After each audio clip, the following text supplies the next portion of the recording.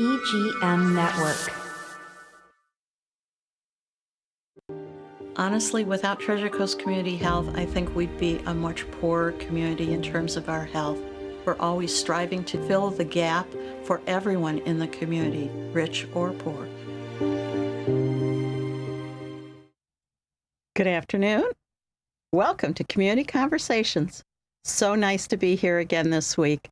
I'm always thrilled to have such great community collaborators willing to come and tell their story, because healthcare is all about everything you do.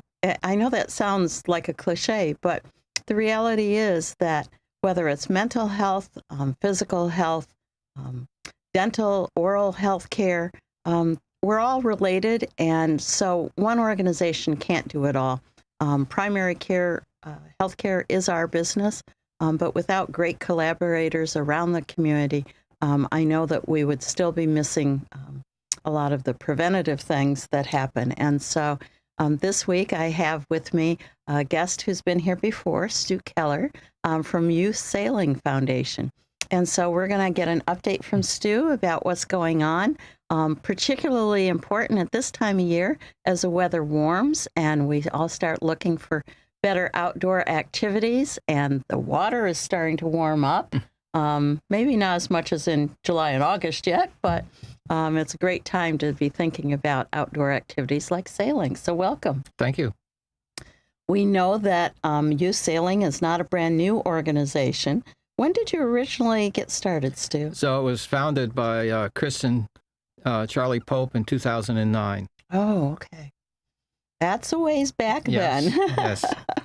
Well, my son took sailing lessons from your group in 2019, and I knew that you had a bit of longevity already at that point in time. Yeah. But you have really grown since then. Yeah, I came aboard in 2016, and we were quite small, and a new board had come in, and a new chairman, and so they hired me as the first executive director, and we've been able to grow it from, say, around 35 kids served in a year to 350 today. Wow, that is amazing. Yeah. And the number of boats obviously have been added as well. We have over 80 sailboats and plus 10 safety boats.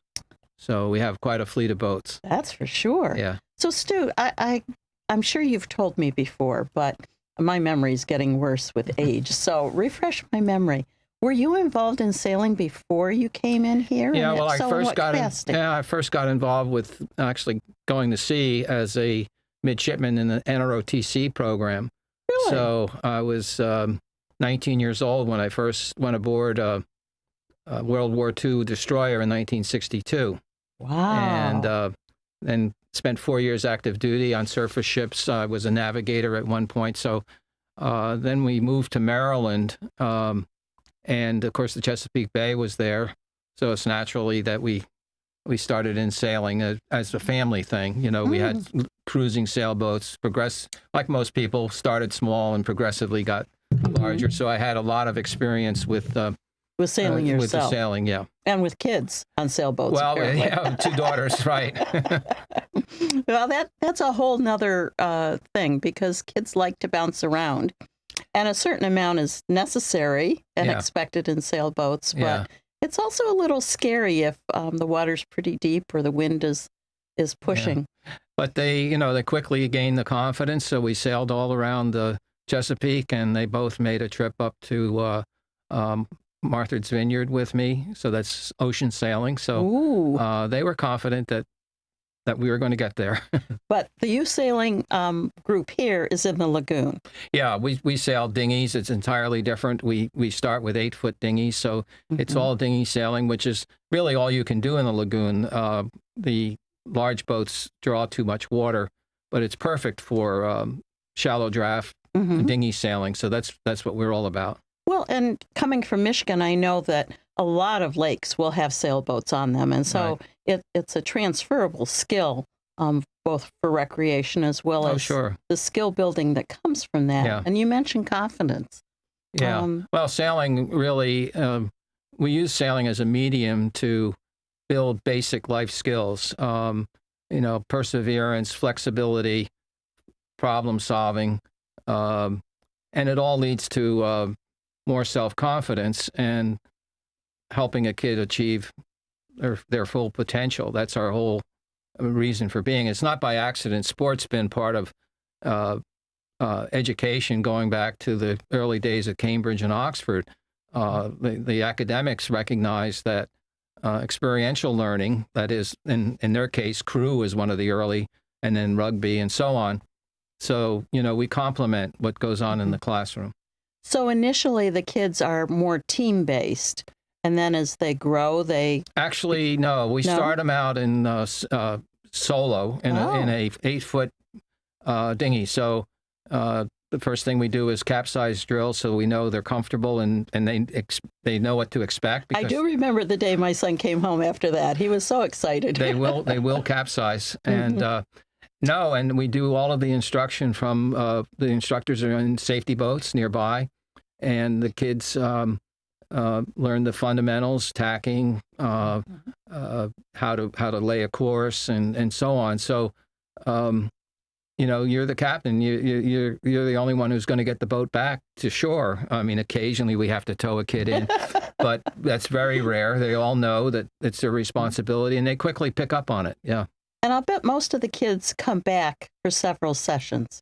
Oh, we have kids that have been with us for years. In fact, we have a whole staff of certified, U.S. sailing certified instructors who started out with us and went on to become instructors. We hire them back, some after school, but most during the summer when they're home on summer break. So, and it's something that you do for a lifetime. We have a growing adult program where we rent boats, or we first qualify adults. Many of them had experience already, but we have to qualify them in our boats and in our water. And then we have a rental boat program. It's like a club program. You pay a fee for the year. Okay. And then you have a choice of boats and unlimited sailing for one fee. That's fairly new, isn't it? We've been working on it for at least 5 years, but recently we purchased 4 Flying Scots. They're beautiful 19-foot boats built in Maryland, the highest quality. They're really the Mercedes-Benz, but built in America. And so those are really popular with our adults. And with the new sailing center coming on, we'll have the facilities, proper bathroom facilities and so on, and social spaces. So we really want to grow our adult program so that the money that comes back in becomes a significant part of our budget. Yeah. And so is that a year-round thing? Oh, yeah. We are, being here in Florida, and particularly being in what I would call, what they call it, the edge of the tropics. We are year-round. And we're sailing 7 days a week, 365 days of the year. Wow. Usually there's at least one sailboat out every day. And many days there could be 30, 40 sailboats out. I have seen them off of the bridges. Yeah. It reminds me of Michigan days. My uncle was a sailor. Well, that bridge is our best marketing tool. That's people always remark when they love seeing the boats out there. So how difficult is it for an adult couple who've come down here and are hearing about this for the first time? What steps would they take to Well, if they had no engage sailing with you? experience, we would ask them to take a 12-hour course.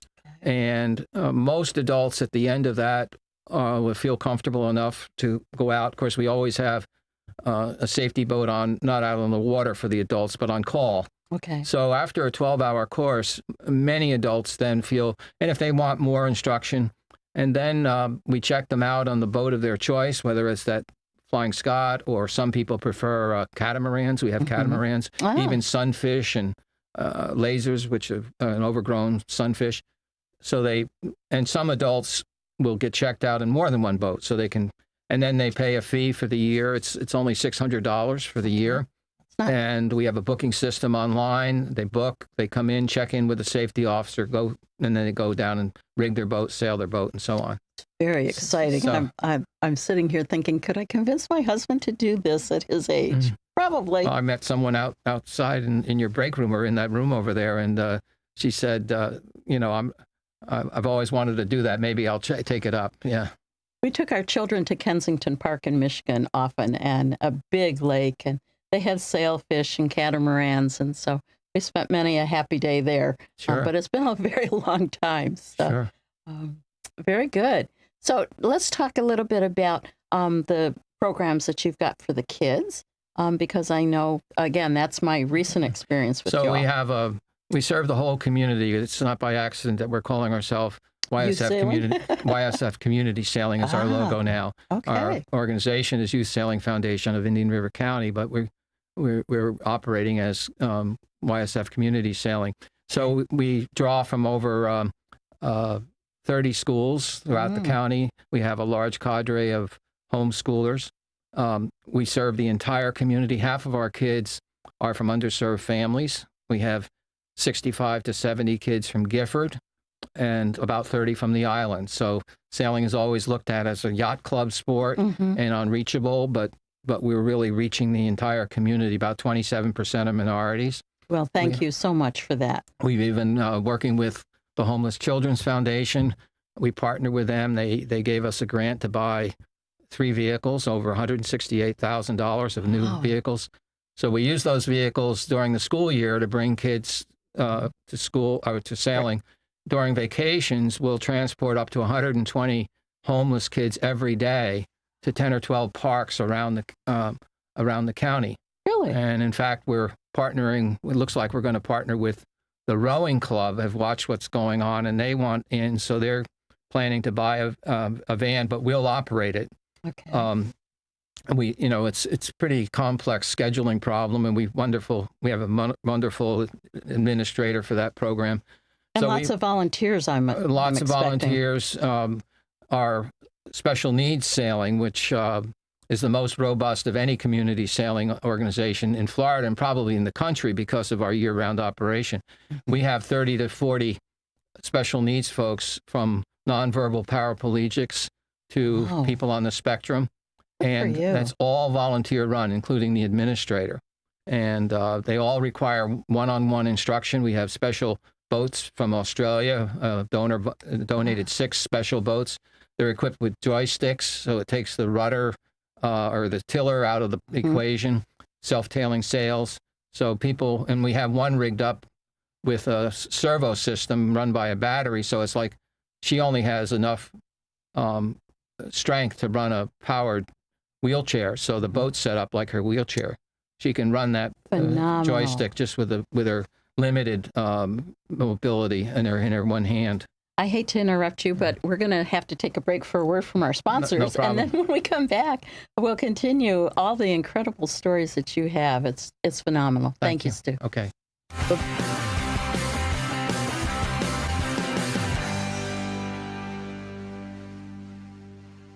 Treasure Coast Community Health in-house pharmacies have the lowest prices in Indian River County, even lower than big box pharmacies. Taking your medication as prescribed leads to better health. Affordable medicine makes it easier. Treasure Coast Community Health patients can pick up medicine as they leave the office or use free delivery and mail order services. Pharmacists are always available to answer questions. Switch to TCCH pharmacies. Save money, stay healthy. 772-257-8224 and ask about our price match. At Sunshine Furniture, our 35,000 square foot showroom is filled with the largest selection of in-stock coastal furniture on the Treasure Coast. Dining and bedroom sets, occasional tables, sofas, sleeper sofas, love seats and chairs, and all the latest styles and colors from Tommy Bahama, Lexington, Hooker, Riverside, Universal Coastal Living, Four Seasons, Braxton Color, and Capri. We're also the outdoor furniture experts and have hundreds of styles of any patio furniture you need, including a gallery of Berlin Gardens and Pollywood. We specialize in fire pits, outdoor rugs, umbrellas, and replacement cushions. Right now, we're having a spring sale with lots of great markdowns and discounts on everything you need for your Florida home, including all pictures, lamps, and accessories half price.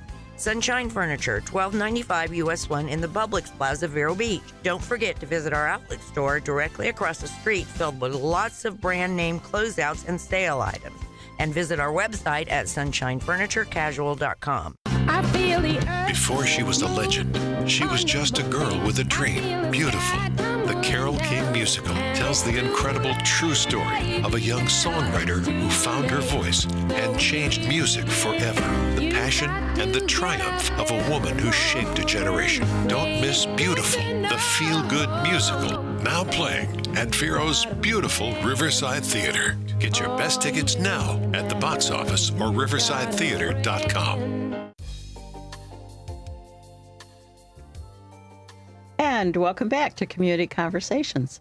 If you're just joining, my name is Vicki Soule. I'm the CEO of Treasure Coast Community Health, where we provide primary medical, dental, behavioral health, pharmaceuticals, vision care.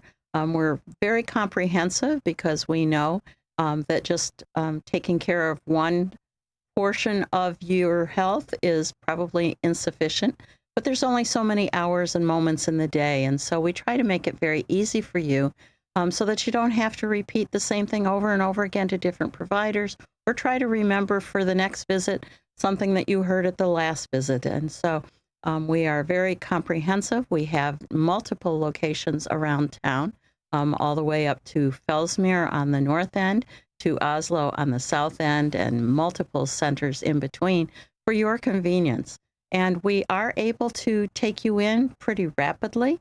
I got a little ahead of the hiring curve, and so I'm happy to say that if you call for a new appointment, you'll be getting in days or a week, not months. So give us a call at 257-8224. We originally started as a great venue for individuals who were uninsured or had some other financial difficulties. But the reality is that we have room for everyone, and we have very high quality services. So if you're looking for a provider that you want to have your pick of for a lifetime, come see us at Treasure Coast Community Health.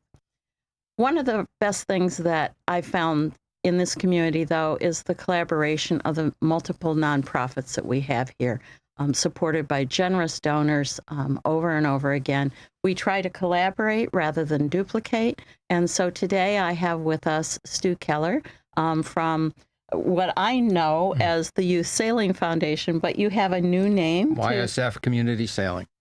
Because you, too, have expanded to fill the gaps of individuals who might want to sail. Right. And you know, water is the great equalizer in that it just kind of floats you along. And so you were telling us before the break about some of the disabled individuals that you have for sailing. Yeah. And I started to ask you during the break if these individuals sit by themselves, since you have, I don't want to say mechanized, joystick, but joystick instead of a tiller. Yeah. And you started to tell me, I said, wait, tell the whole audience. Well, these the boats are designed and built in Australia. And we had a donor who had previous experience with the U.S. sailing, calls it adaptive sailing. And he graciously donated 6 of these boats and a pontoon boat, which we use to take the caregivers out and as sort of an on-the-water base, because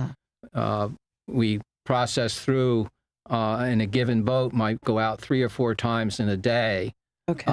And it's easier to transfer the sailors out there. But most of the 4 of the 6 have side-by-side seating. So most of our special needs sailors sail with an instructor sitting right beside them. They're in a canvas bucket seat, so it feels like a little cocoon.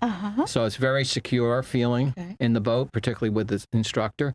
So it's very labor intensive. You have to have an instructor for every single sailor. Plus, you have to have a safety boat out there. And but we have a wonderful group of volunteers that organize it all and run it all. And we operate year-round. And you were saying that because of the adaptive sailing mechanism, these special boats don't really yaw over the way you would expect a typical They don't sailboat heel over to. because of their design. And also they have a water-weighted centerboard. So when you drop the centerboard, it fills with water. And because of the way the boat's designed, even and we have limits on the wind. We don't take anybody out where they might be scared. So I forget, maybe it's somewhere around 12 knots. We don't go out with the special needs. But we have others that are more adventuresome. We found some other special needs programs in Florida were using the Hobie 12. It's a small Hobie cat with a single sail. Oh. And they found that, in particular with our light air in the summer, so we have 4 of these Hobie. Adapted. They're actually regular Hobie sailboats, but they can accommodate comfortably an instructor and one of the sailors. So we use those to complement the What the a special feeling boats. of freedom. Yeah, Wow. I mean, here you're sailing a Hobie cat. Yeah. So and they have beautiful, colorful sails. So it's a cool boat. It's really cool. So what's your youngest and what's your oldest adaptive sailors? Right now, I'd say our youngest is a young lady who's probably 22, 23. Most of them are between 20 and 50. We've had as old as 60 sail with us. So that's the range. 20 to 50 is the primary range. And I just keep thinking about the difficult job of teaching sailing, and then to have these other mobility considerations. Your instructors must be phenomenal. Patience is the key word, and a love of the water, and empathy, and but their rewards are tremendous. They all know that they're making a difference. We've had testimonials, particularly this young lady who's nonverbal and a paraplegic. Her caregivers are her parents, and the sailing is. They say, something to the effect, it's changed her whole world. It's changed her life. I mean, when you hear something like that, it's worth it. Yeah, that's a real moment. So thank you, donors, for all of your time on behalf of the whole community, not just the specialized community, because as they say, water lifts all boats, right? Right. And so if anyone in our community is doing better, we're all doing better. So if someone was interested in more information, you have a website. Yeah, www.ysfirc.org at the end. Or if you just Google sailing, Vero Beach, we come up, thankfully, at the top of the Google page, and you can quickly get to our website. There you go, online. And there it is. And on the website, it'll tell you all about the organization, show you videos of what we do, and there's registration pages. There's everything you need to get involved. And we haven't talked a lot about it because you haven't had your shovel in the ground yet, but you have a major expansion planned. Yes, we're planning the Pat Harris Community Sailing Center. It's as a name. 10,000 square. We have a donor that gave us $1 million as a naming gift in honor of Pat, who was our chairman of the board for about 8 years. Sadly, he passed away quite young in life. And but we have the funds to build. We're working through a permitting process with the city, and we also have to take down a water tank that provides irrigation water, and it's being replaced with a pipeline, so we're waiting for that pipeline to come. We hope to break ground in September, and it'll give us the facility right on the water. We're surrounded. We have a lease for counting the bays under the bridge. We store our boats under the 17th Street Bridge. Okay. We have about 3 acres with 500 feet of unobstructed water. We're going to, Wow. in phase 2, we're going to put pavilions on that peninsula, picnic benches, regular benches, barbecues. So we call it a marine recreational park. It's very marine oriented, but anyone can come and just sit and enjoy the water, watch the sailing. They don't have to be driving their car and risking an accident to watch our sailing. We hope to start in September. We have Proctor under contract. It's an 11-month build, so we hope in the fall of 26 that we can move in. Well, and I know that nobody starts a building project without doing some fundraising, but I also know from our own experiences with our upcoming project that the prices keep rising. Yeah. So if you have an interest in this, please contact Stu. He'd love to take your donations of time, talent, or treasure. And thank you again very much, Stu, for being here Thanks today. for having me. And thank you all for being here to the end. Share this information, and I'll see you next week, 4:30 on Saturday. Take care.